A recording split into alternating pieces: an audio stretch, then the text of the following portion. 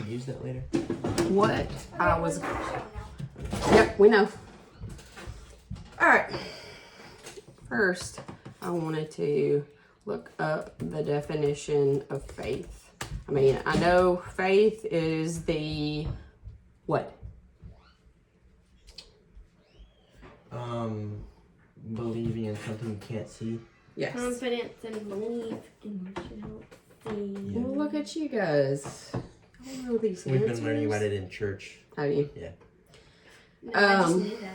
Well, yeah, but definitely something we've like talked about in youth. Like, they're not this past week, but like Yeah. weeks I got before. you. Okay. So, absolutely spot on with that. Faith is a strong belief or trust in something or someone, often without proof or evidence. It is often associated with religious or spiritual beliefs, but it can also refer to trust or confidence in any aspect of life. Faith can involve a sense of loyalty, devotion, and commitment to a particular belief or set of values. Are there any stories that you guys know of family or that you've heard that just seemed almost unbelievable? In what way? I mean, it just sounded wild, like a Bible story. Like, you know, when Moses saw the burning bush and, you know, God talked to him. That seems unbelievable, right? Because you've never had that happen to you, right? Yeah, I could Would you say, do you agree with that statement? Yes. More to me would be like Noah's Ark. Okay. Yeah, I mean, More to be would be like that donkey okay, that well, started we're gonna have to talking. wait just a minute, okay? I don't Yeah, think the that's donkey that started talking, like the king. Balaam. correct. Yeah. Yeah, those things seem unbelievable, right? You know, I think of I wish that you guys could hear the story told by Brady Adderholt, and sometime maybe you guys will get to be around him where he can tell you the story. But my granddad, you know, when he got that snapping turtle, you know, snapped down on his finger, and he was just as calm as could be, you know, like, I know that it was painful. You especially knew it after you saw the damage that was done after the turtle had been released from his finger, but just as calm as could be, you know, he just looked at Brady and was like, son, go get me a screwdriver out of my toolbox in there, you know, just like nothing was happening. He just needs a screwdriver because he's got to work on something, you know. And you know, after It's it like was it happened before. He's like, oh, right, yeah, like me in that situation, I'd be sitting there like screaming bloody murder, and I'm gonna die. right, I wouldn't even be able to think to get the screwdriver. I'd be like, oh, 911, Go get me.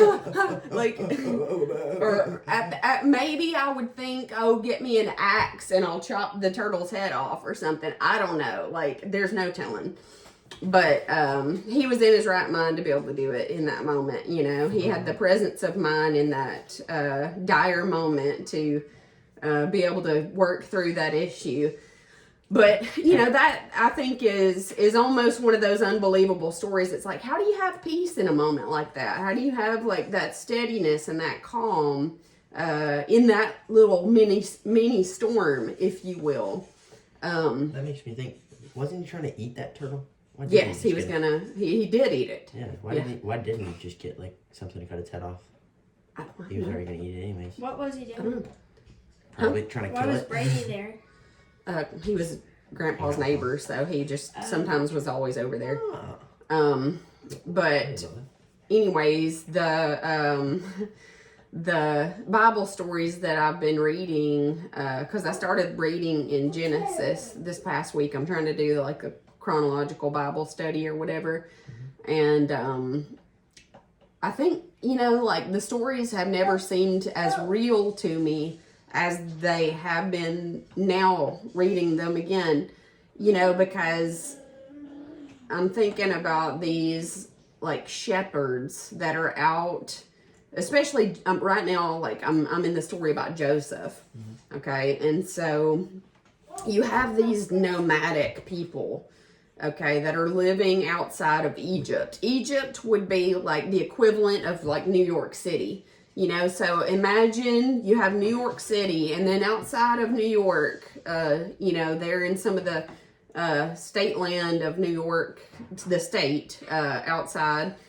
You have these nomadic people that are like just moving their, you know, herds around, and they're living life under the stars, and, you know, they're very connected with nature, and, you know, they understand how to work with nature and take care of themselves by surviving off of, you know, the land around them and stuff. Yeah. And then you have the Egyptians, which are, you know, like a completely different mindset, like completely different group of people. I was reading this morning after Joseph and his brothers and father were all reunited there in Egypt. You know, Jacob, or Israel as he was called after God renamed him that, Jacob was Joseph's father. Jacob was brought before the Pharaoh after they came to be in the land of Egypt while all of the famine was going on that Joseph had the interpretation for the Pharaoh's dream about. You know what I'm talking about? Yeah, I know what you're talking about. And so after a period of time, you know, they moved Joseph's family to Egypt, or actually to Goshen, just outside of Egypt. But the Pharaoh wanted to meet Joseph's dad. So Jacob came before the Pharaoh, and, you know, you think of the Pharaoh, I don't know if you guys have ever watched any of the movies where they portray the Pharaoh, but, you know, this just, you know, like pristine looking man figure, you know, with his little, you know, golden headdress, and you know, sitting on his throne, and you know, then you have Jacob, which the Egyptians saw these herdsmen, these shepherds, as like way beneath them. That would be like almost like a janitor or a garbage man, you know, To the president. to the president. Yeah, it would be, you know, you just think, oh, those are different tiers of people type thing, you know, but at the same time, it's like, well, no, like, it's interesting because Jacob was the one that was like convening with God. He was having conversations, you know, with God and meeting with God in, you know, different places throughout his life. He was the one that was blessed by God. And Pharaoh benefited from it because of Joseph coming into his life, and then Joseph being able to help save all of those people through the famine.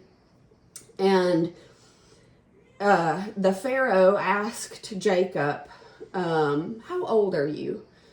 And Jacob said, well, I'm only 140, or I'm sorry, it may have been 100. He was 130 at that time. He lived to be 147. But he said, you know, he was kind of like, I'm the young age of 130. I've only lived to 130, unlike my fathers before me, you know, because some of them, I mean, you have some of them 900, 700, 600 years, depending on, you know, which one of the generations that it was. And the Pharaoh, I looked up, like, what was the average lifespan of Egyptians during that period of time whenever Jacob came before him? 30 or 40 years. That was what they could expect to be, huh? When, like, What? wasn't that like a thing where they'd like be killed at that age or something? Or I forget how that worked. No. They No, lived next to that's- the I Nile remember River, it was. and there were a lot of mosquitoes and things in the area, so a lot They of get people diseases. got, what is the one that is passed on through mosquitoes? Malaria, yes, thank you.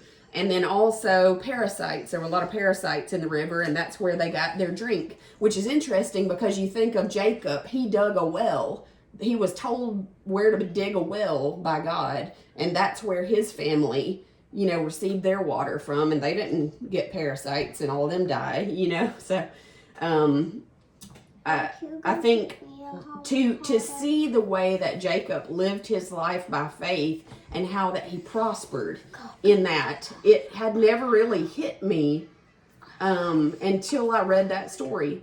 And it, the Bible talks about there being the ways of the world, which I would say the Egyptians were the world at that time. People looked to the Egyptians. I mean, even the shepherds and all of the nomadic people and all of the different towns and things around. I'm sure that, Egypt was kind of like the hub, like Paris or Dubai or New York or Los Angeles would be now. It's like those are the places, that people are really thriving, but yet those people were only living to be 30 or 40 years old. And then here you have these nomadic people that are living on faith in God taking care of them and God leading them and God being with them.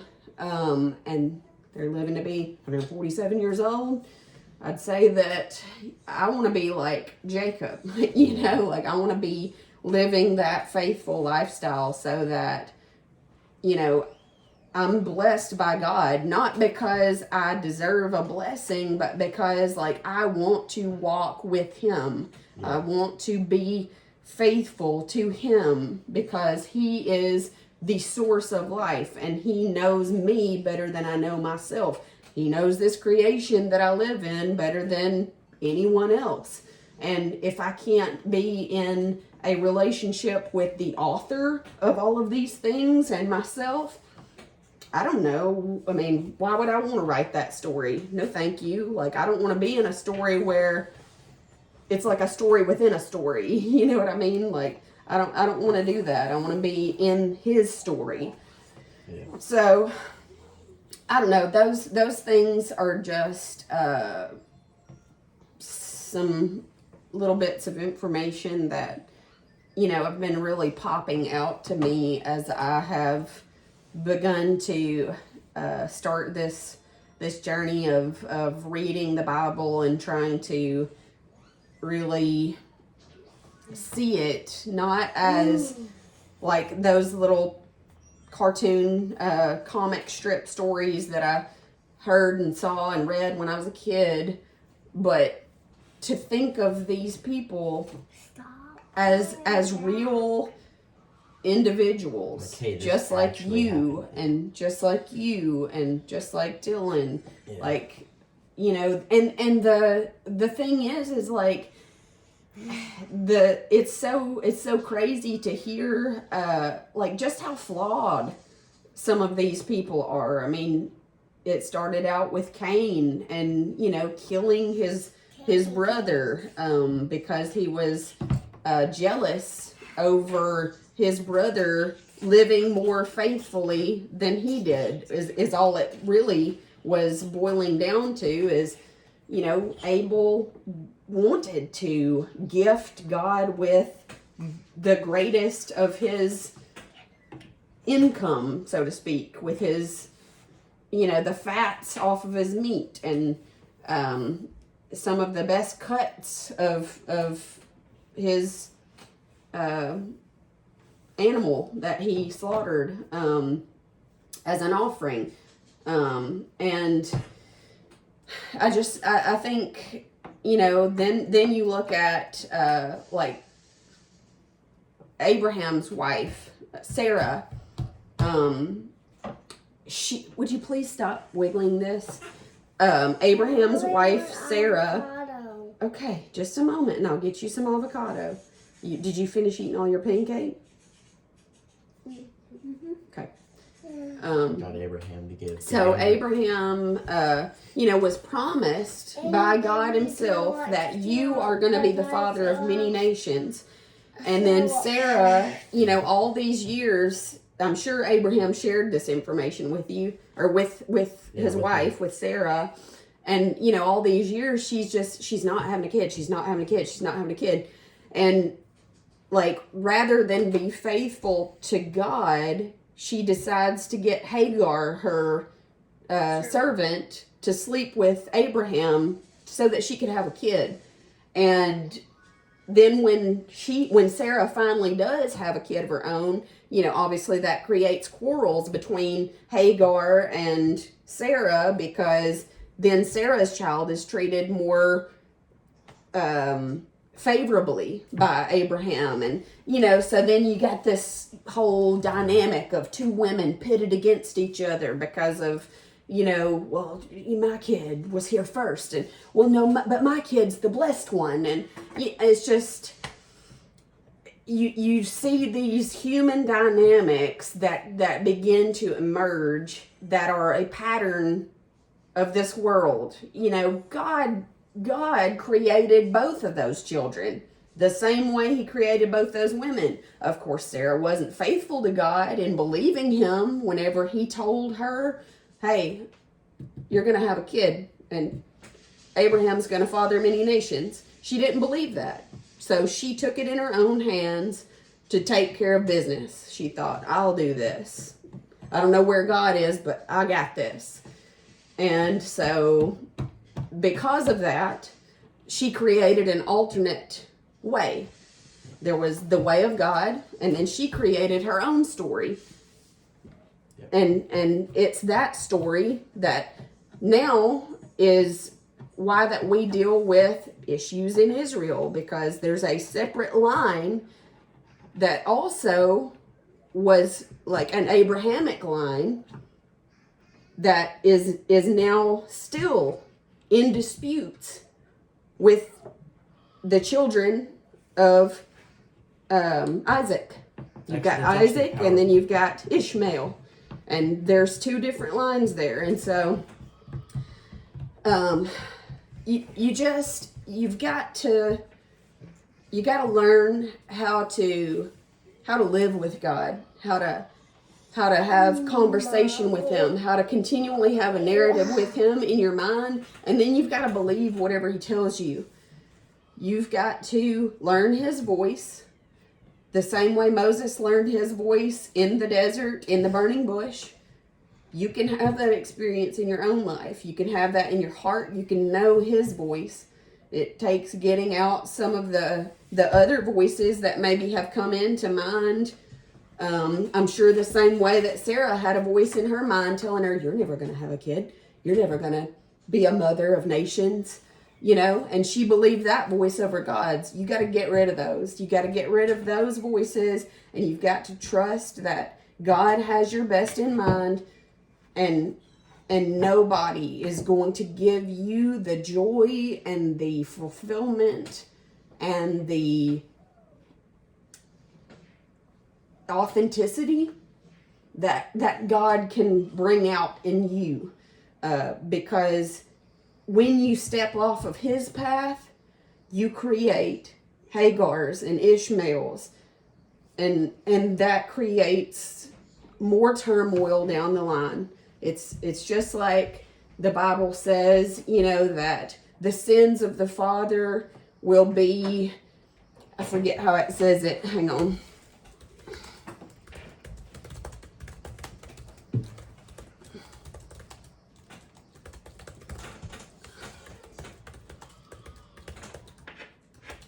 Okay, so the verse that I'm thinking of is Exodus 34:7. Keeping steadfast love for thousands, forgiving iniquity and transgression. No, this doesn't sound right. But who will by no means clear the guilty, visiting the iniquity? No.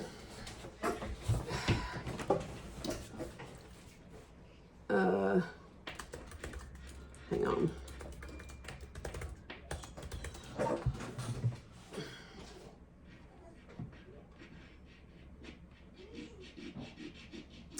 Oh, shoot.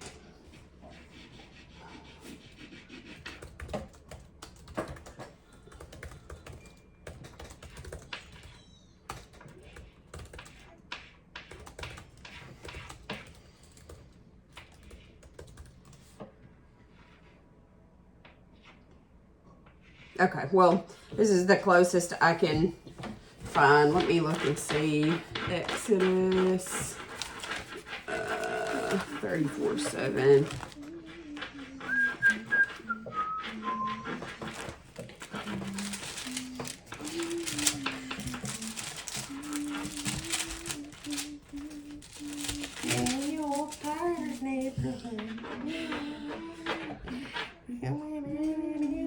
Why are you singing that or humming that song? Okay. Because I'm thinking. When Moses came down from Mount Sinai with the 2 tablets of the testimony in his hands, he was not aware that his face was radiant because he had spoken with the Lord. When Aaron and all the Israelites saw Moses, his face was radiant, and they were afraid to come near him. But Moses called to them. So Aaron and all the leaders of the community came back to him, and he spoke to them. Afterward, all the Israelites came near him, and he gave them all the commands the Lord had given him on Mount Sinai. When Moses finished speaking with them, he put a veil over his face. But whenever he entered the Lord's presence to speak with him, he removed the veil until he came out. And when he came out, this is not right. I was about to say, what is Wait a second, guys. So Moses chiseled out 2 stone tablets like the first ones, and went up Mount Sinai early in the morning as the Lord had commanded him, and he carried the 2 stone tablets in his hand. Then the Lord came down in the cloud and stood there with him and proclaimed his name, the Lord. And he passed in front of Moses, proclaiming, the Lord, the compassionate and gracious God, slow to anger, abounding in love and faithfulness, maintaining love to thousands, and forgiving wickedness, rebellion, and sin. Yet he does not leave the guilty unpunished, and he punishes the children and their children for the sin of the fathers to the 3rd and 4th generation. So that, with the punishment that comes, it's not punishment in that God hates those that are coming from, say, like Hagar, because of what the parent did. The thing is, just like we've talked about, there are patterns in nature. There are patterns in our humanity, in our human experiences, in our human behaviors, and those behaviors are passed on to you guys. That's why I'm doing my best to try to get rid of my anger issues and those things where you can see that happening in my life before you guys get out on your own, because I don't want to pass that on to y'all.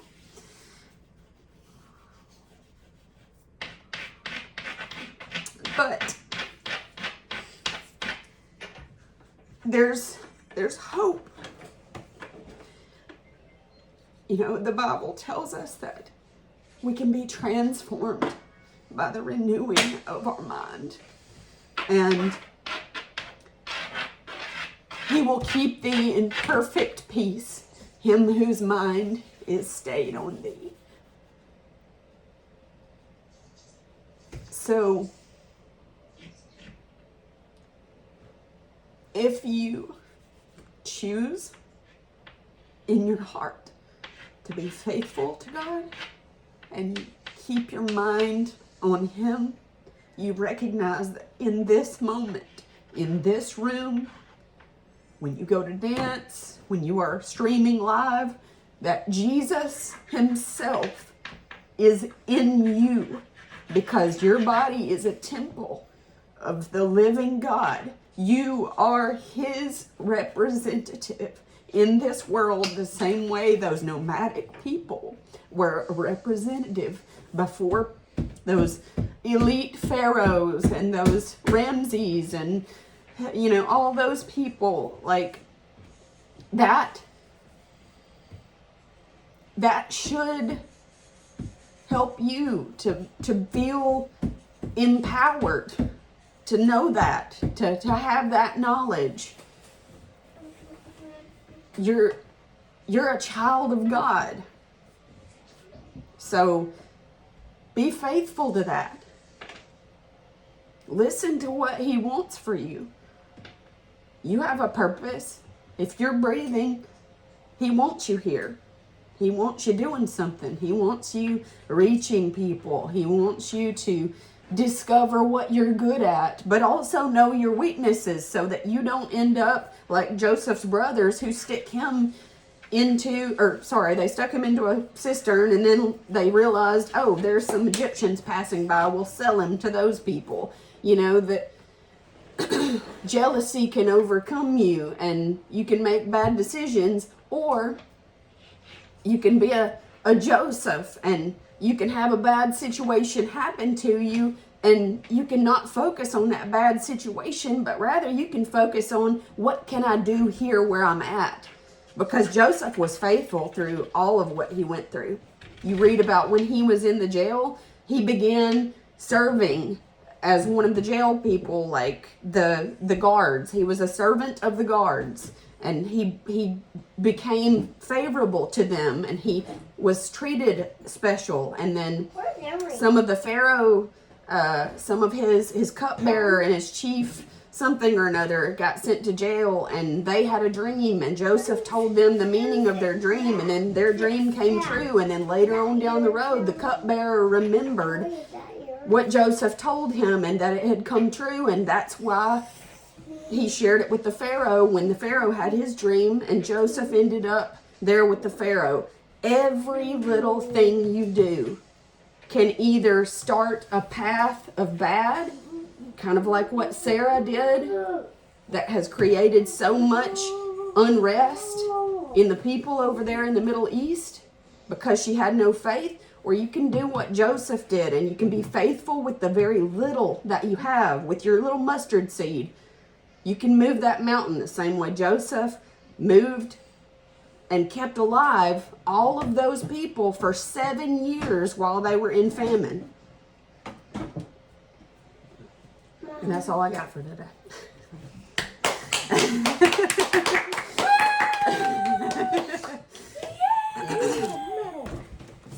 Hey, let's